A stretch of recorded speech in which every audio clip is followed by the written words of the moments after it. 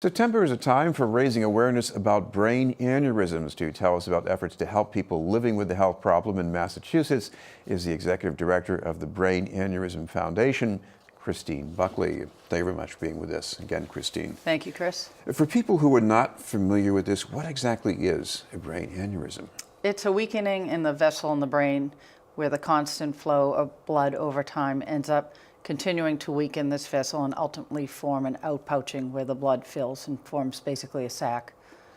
So this sounds like an extremely life-threatening problem, but what's it like for people who survive? When people survive, there's a varying degree of things that can happen. There's a smaller percentage. If they don't rupture, then people can survive well. It's when they do rupture, and half the people who rupture die, and then half of the other half, 2/3, have some types of disabilities. And of those 2/3, most people can never go back to resuming their normal course of life and may never go back to work. So there are devastating effects for that patient and their families. I imagine for many people, they had no idea this was coming. Is this a problem that you can see coming and prevent in some way?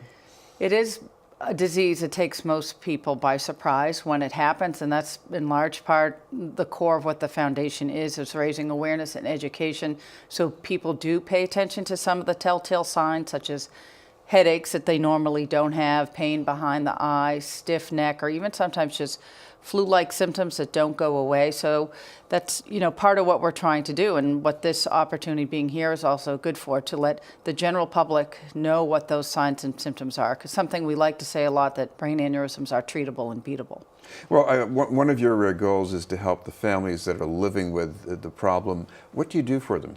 We have support groups, over 70 across the U.S. and Canada. So we are just having the website as a resource, and then these support groups give patients and their families a chance to come together with other people that have gone through a similar experience. And the best part about that is somebody that maybe ruptured or survived their aneurysm 5 to 8 years ago is in a meeting with somebody who's 2 months out, 6 months out, and the person newly recovering will say, I'm still having this ringing in my ear, or I'm so tired, is this ever going to go away?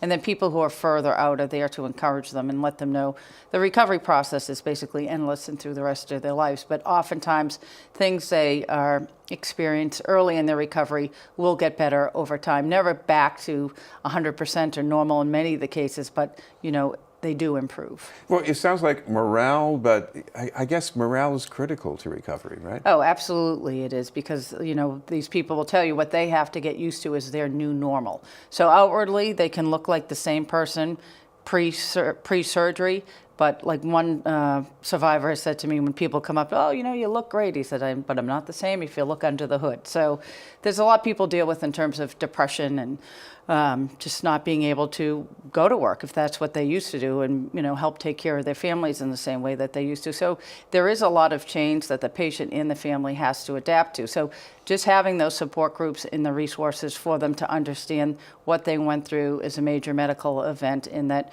you can get better over time, but to accept that the new person that you have become.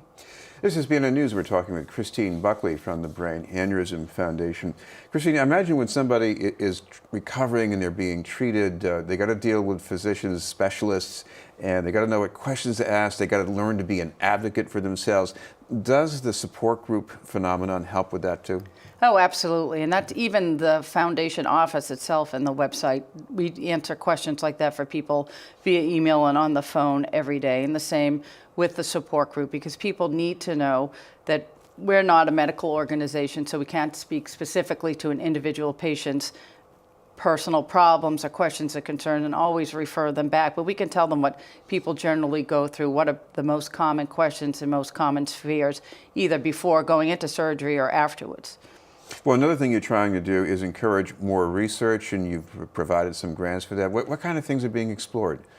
Early detection, just better techniques for surgery, but the biggest thing is on the early detection side. Right now, people can just be scanned for brain aneurysm detection with an MRI or a CTA, and those are very costly and have other, risks with them. So what people are looking to identify a gene and then be able to have a test through a blood test. We should mention September, started with an event at the State House for aneurysm awareness. What was that like?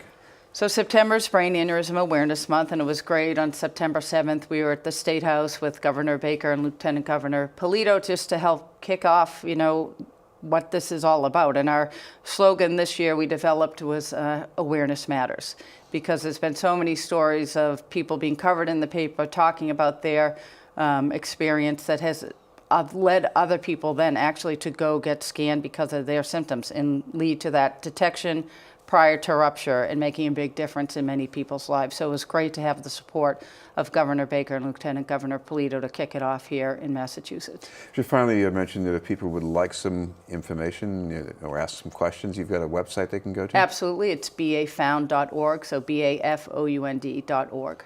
Thank you very much for being with us. Thank you, Chris. Appreciate being here. Christine Buckley from the Brain Aneurysm Foundation.